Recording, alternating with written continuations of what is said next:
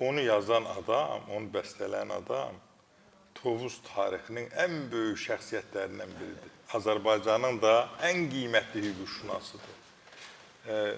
Böyük bir şəxsiyyətdir. Allah həyatda elə gətirdi ki, mən onun anasının şəxsi həkimi oldum, xanım xalanın. Artıq qiblə... Gözəl xanımı da tanıyırsınız. Belədir qızını, gözəl xanım da. Hamısı gözəl ailədir. Qibləyə çevirmişdilər xanım ananın yönünü ki, artıq bitib, yəni rəhmət dünyasını dəyişib. Mən də cavan bir oğlan idim.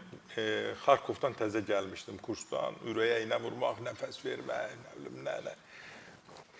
Nəysə, Zakir müəllimin dayısı vardı. Tovuzda Rəisbalkomun muavini Zeynal müəllim. Bunun xanımı Qazaxlıydı. Bu deyir ki, bizim bir doktorumuz var, Seyfəddin doktor. Onu çağıraq da Tovuzun ilk kardiyoloğudur, bir baxaq.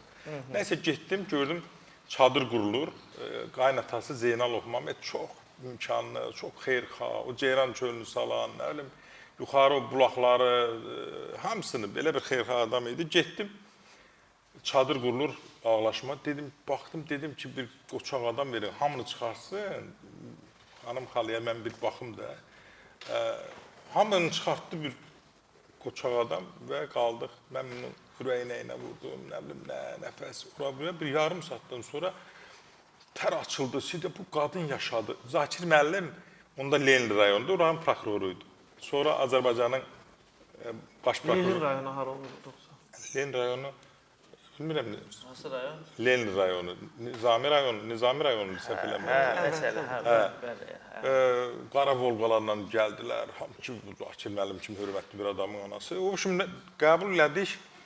Düşəndə qaynatası dedi ki, Məhəmməd, həm də əmsi idi doğma. Neçə il yaşadı ondan sonra? Uzun illər, qulaq asdı. Dedi ki, bu cavan oğlan sənin ağlama dedi.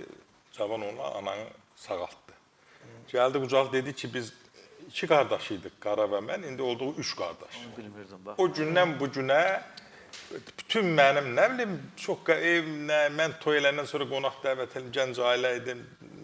Zakir müəllim bir dünya idi, elmin zirvəsi idi. İlandan danışanda 20 dənə ilana kitab çıxardırdı. Hüquqdan danışanda başqa bir adam idi.